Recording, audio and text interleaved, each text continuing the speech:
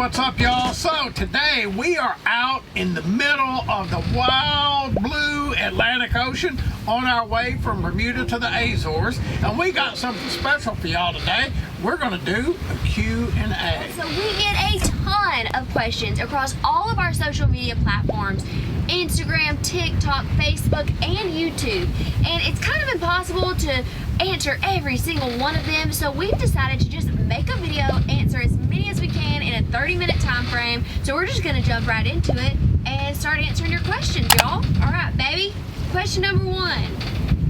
What circumnavigation route are you guys sailing? Well, y'all, in general, our circumnavigation route looks like this. We took off from Coconut Grove, Florida, and then we headed across the Gulf of Mexico to Isla Mujeres in Mexico, and then we turned around and left Isla Mujeres and sailed back across the Gulf of Mexico to the Bahamas. And then we sailed from the Bahamas to Bermuda. Then we sailed from Bermuda, where we are currently on our way, to the Azores. Then from the Azores, we are going to western Portugal, then southern Spain. Then we're going to sail into the Mediterranean, y'all, and we're going to sail extensively all throughout the Mediterranean. After we leave the Mediterranean, we're going to come back out into the Atlantic Ocean, head for the Canary Islands, down to the Cape Verde Islands, and then from there, it'll be down to South America, where we're going to hit up Rio de Janeiro, and then we're going to head on south and sail all the way around Cape Horn, come back the other side of Chile, and then we're going to sail up to Peru, go to Machu Picchu, and then from there we're going to sail out into the South Pacific, y'all, and hit all the South Pacific islands that we can. We're going to be dodging cyclone season. We're going to spend considerable time in New Zealand. We're going to sail around Cape Leeuwin in Australia. From there we're going to head up into Asia. We're going to head up into the Gulf of Hong Kong, and then we're going to take a trip and see the Great Wall of China from there. And then we'll turn around and head south and hit as many interesting places as we decide to hit. Vietnam, Thailand, and then on our way back down to Indonesia. And then we'll cut up through and head over into the Indian Ocean. We'll head off to the coast of India, and we will see the Taj Mahal in India. And then we'll head south from there, head to Madagascar and the east coast of Africa. Then we're going to sail around the Cape of Good Hope, or the Cape of Storms as they also call it, and sail around to South Africa. And then from South Africa, we're going to sail back across the Atlantic Ocean to the Caribbean, then we'll island hop the Caribbean, all the way back up to Coconut Grove where we started, y'all. And that will be circumnavigation complete for sailing Tela. Woo! Question number 2, how long have y'all been married? Well, we got married July 22nd of 2022, and we met about 3.5 to 4 years prior to that, and that's that. That's right. Question number 3, why so much makeup? You are on a sailboat. So y'all, I get this question a lot. Like, I mean, there's probably over 100 or more questions about me wearing makeup. To be honest, I absolutely was gung-ho for circumnavigating, living this life, getting a sailboat, but I never want to give up who I am. And who I am is all girl. Girly, girly, girly. I love makeup. It makes me feel happy. It makes me feel prissy, which is just who I am. And I don't think that I should have to give that up just because I am being adventurous with my husband and traveling the world. And I think that's such a big misconception in this whole sailing world, is that you have to be some sort of tomboy or mountain goat, or you can't be feminine or girly. The thing is, you can be as girly as you want to be, and you can be as tomboy as you want to be. Every which way you are is fine. So I'm gonna keep being me, and I'm gonna wear makeup 90% of the days. About 10% I might not. And there y'all have it. All right, question number 4. Is there some way to show a chart or map of your progress? As a matter of fact, there is, y'all, and here's where we've been so far.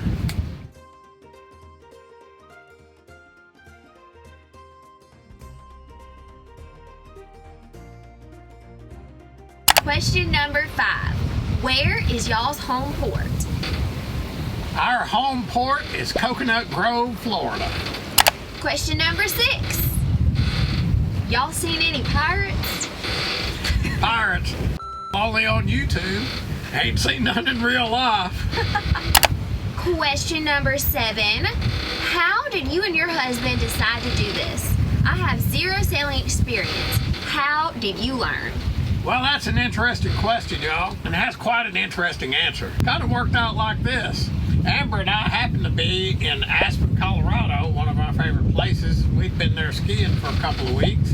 When we got back home, I was sitting around looking on YouTube one day, and I saw this video of this couple, and they happened to be on Sailing Doodles.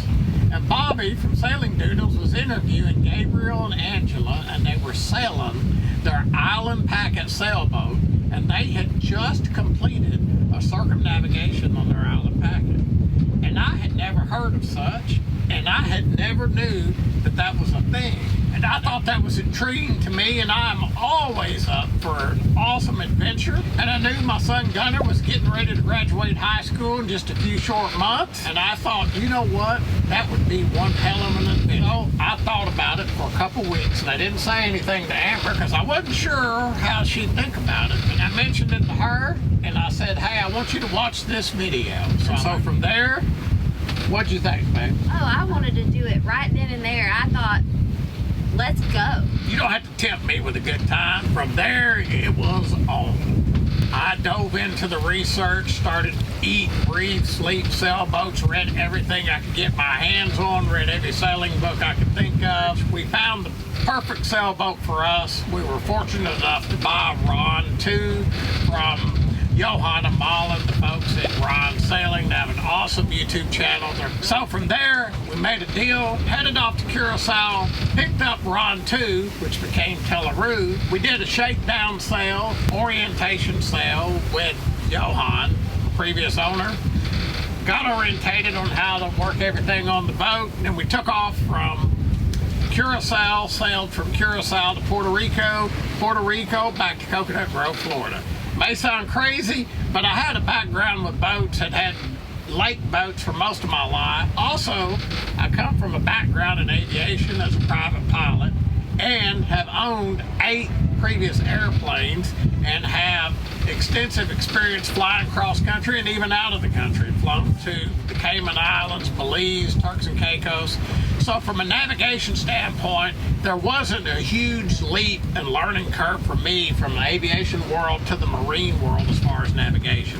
And from there, I kept immersing myself in everything that I could do sailing-wise, reading all the best sailing books out there, including John Kretschmer's book, Sailing a Serious Ocean, which I highly recommend if y'all have ever even thought about a sailboat and getting out on the water and sailing. Took it even further, then I signed up and took a heavy weather passage training sail with John Kretschmer from Cadiz, Spain, down to the Canary Islands, out here in the Atlantic Ocean. And that was an immeasurable experience, and I cannot tell you what a valuable experience it was just to sit there like a sponge and absorb as much knowledge as I could from John Kretschmer. Priceless experience. Highly recommend that as well if you're fortunate enough to get a slot to sail with John Kretschmer.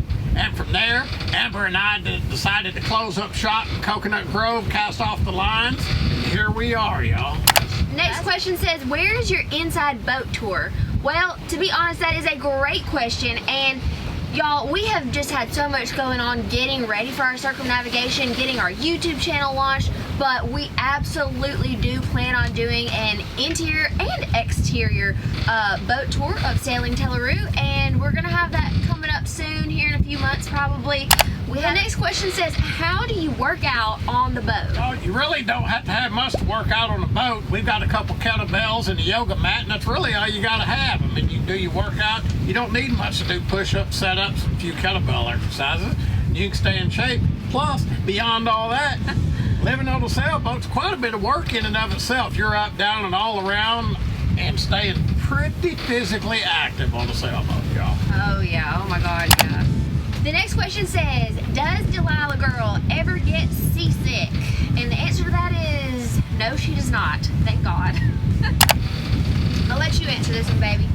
Curious, how many hours sleep do you get every night typically? Ever have to take turns at the helm at night? Excellent question, and yeah, we do take turns. We do a watch shift series each night after dinner, and we do 3-hour shifts on watch. So one of us lays down for 3 hours while the other one's on watch up here in the cockpit, and then we rotate out. Usually there's about a 15-minute changeover period, so we're usually on watch for about 3 hours and 15 minutes out of whack, and then we get 3 hours of rack time, y'all. And the next question says, why did you change your sailboat name? That's a great question. And as I previously said, Amber and I were fortunate enough to buy this awesome Naiad 440 from Johan and Malin at Ron Sailing. And Johan and Malin have been sailing for years, and they have built an awesome YouTube channel. And they started out sailing in Ron 1. Then they bought Ron 2. They sold Ron 2 to us, which became Tela. And now, y'all, they're building Ron 3, which is a custom 50-foot handmade wooden boat that they're building themselves right there on their farm in Sweden. You have to check out their channel, Ron Sailing, y'all.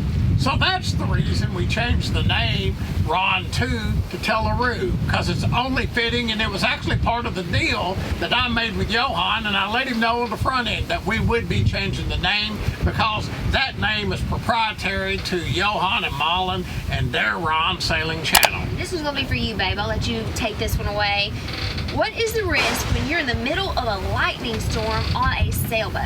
Yes, it's always a risk anytime you're out in the middle of the ocean with about a 70-foot piece of mast sticking up in the air. But it's just a risk you have to deal with, and you just have to accept it as part of sailing. All sailboats, including ours, they have wires from the mast that are wired to dissipation plates that are attached to the hull underneath the water. So in theory, a lightning strike should follow the mast down those wires, out through those dissipation plates, in the hull, in the water, and put the charge out into the water. Now that's in theory.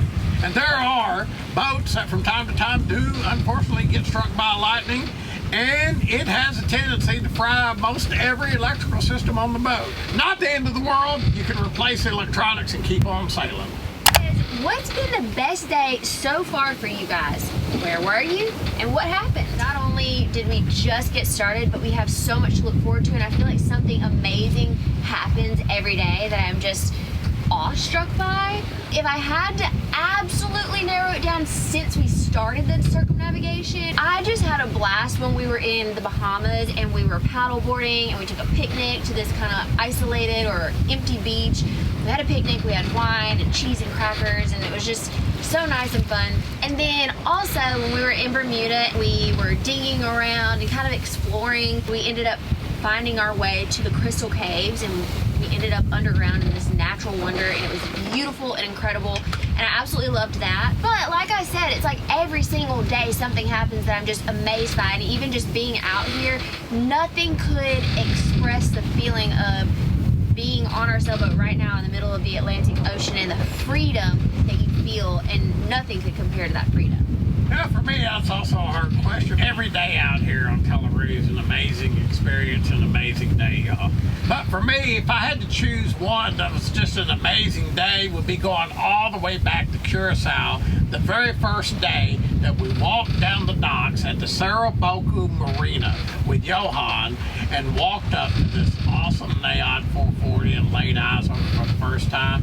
Words can truly not describe that giddy feeling of excitement, overwhelming, awestruck about the amazing adventure that this boat was about to take us on, and it was just priceless. So for me, that's got to be one of the top days, was the very first day walking up on the slip that this awesome Naiad Ron 2, which became Tela, was sitting in. All right, this question says, can you tell us how long it takes to create a gallon of desalinized ocean water for drinking purposes? Yep, now we got the gas version of the Rain Man portable desalinization system, and our Rain Man portable water maker makes about 26 to 32 gallons of fresh water an hour, y'all. Do you put the boat on autopilot at night? Answer is, yep, we have an autopilot. Almost every cruising boat out here has some type of autopilot. Some have an electric autopilot. Some have an hydraulic autopilot, which we happen to have here on Tela, and then others have a wind-based system that they use for self-steering. But self-steering is a very, very critical piece of equipment, no matter which type you have, electric, hydraulic, or wind-based. You need one if you're going to be out here cruising on the wide open ocean. Oh my gosh, yeah. Okay, this is an interesting question. I like this one because I was very curious about this in the beginning before we started myself. What will be the highest number of days between ports? Well, so far, the leg that we're on, crossing from Bermuda to the Azores, is going to be the longest leg. And depending upon how much of this Azores high we have to deal with, it's going to take us somewhere between 15 and 20 days to get from Bermuda to the Azores. And the next longest leg on the entire circumnavigation after that, which will be the longest leg, will be a Pacific Ocean crossing, and that's going to take us somewhere 3 to 4 weeks. So we're going to be, almost 30 days out at sea crossing the Pacific, y'all. This is another really good question. How long do you plan the circumnavigation to take? Explaining stops along the way and travel times dependent on weather patterns. Yeah, so the weather patterns, when we're doing the circumnavigation, the two big ones obviously are hurricane season. We have to dodge in the Atlantic, and then the Caribbean. We also have to dodge cyclone season over in the Pacific. And in general, we will always be ahead or behind the weather system, so we'll be in the right place at the right time when it comes to the weather, y'all. In general, we're looking at our circumnavigation. We're thinking it's going to take us between 5 and 6 years to do it. It could take us 7, who knows, but we're looking at 5 to 6 years. We want to take our time and go around and see everything. We're not in a race. We're not trying to win the amazing race and circumnavigate, in the fastest amount of time or anything like that. We would have already lost. Yeah, we're going to soak it all in, y'all. So, answer the question, 5 to 6 years is what we're estimating. Yes. So this is going to be another question for you, my babe. It says, what type of radio is that with a phone handset?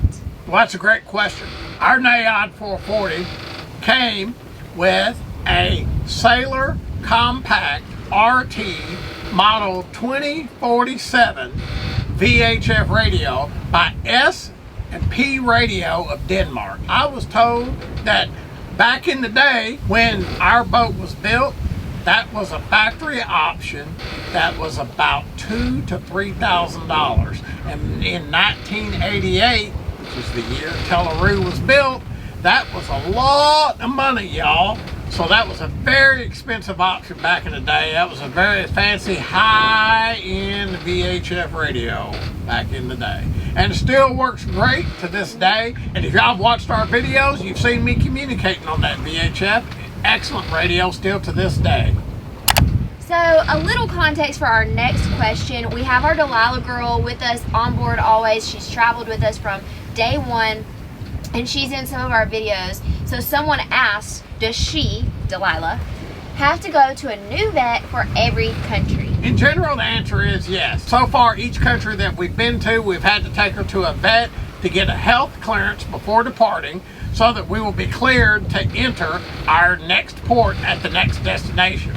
When we get to the European countries, we're super excited because we're going to be getting her an EU pet passport. Oh, yes. Then all the European countries we go to, she'll be good to go, and we want to go through that whole vet process and take her to a vet in each one of the countries. Once we leave the EU and go to more non-European countries, each country has its own specific requirements and regulations when it comes to pets. Then we'll be right back to going to the vet and getting a health certificate of clearance prior to departure, y'all.